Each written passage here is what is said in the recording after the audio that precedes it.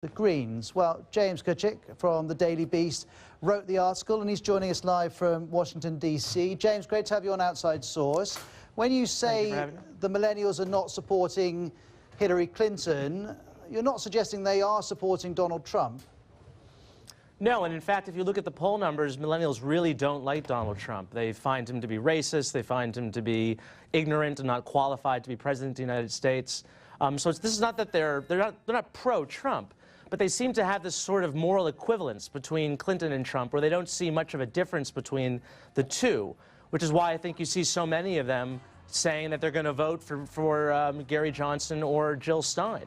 And does this play into the fact that many people supported Bernie Sanders as an alternative to mainstream politics, and they're now not listening to his advice to get behind Mrs. Clinton?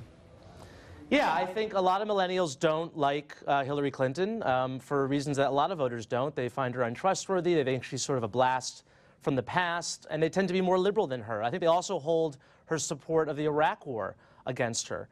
But frankly, this is an unprecedented election here in the United States. I mean, we have a racist, authoritarian conspiracy theorist as the candidate of one of our two major political parties.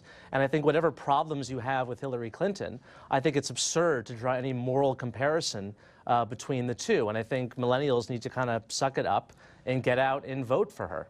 But explain this to our viewers in the UK and around the world. Barack Obama polled very well with younger voters throughout his 8 years as president.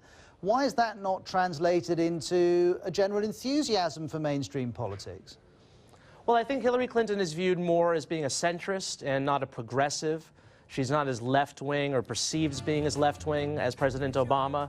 She's associated with sort of the views of her husband, Bill Clinton, who ruled from the center-left. But I also think there's a historical ignorance among my generation, among millennials.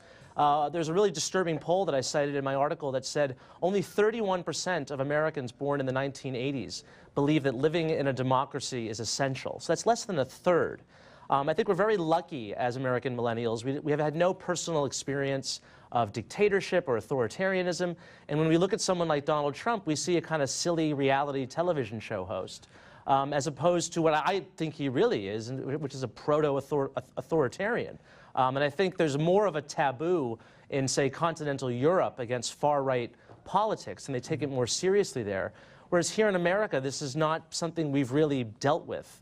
Having someone who so, speaks out so frequently against the basic constitutional liberal values of this country, it's so foreign to us that I think many millennials don't know what to make of it.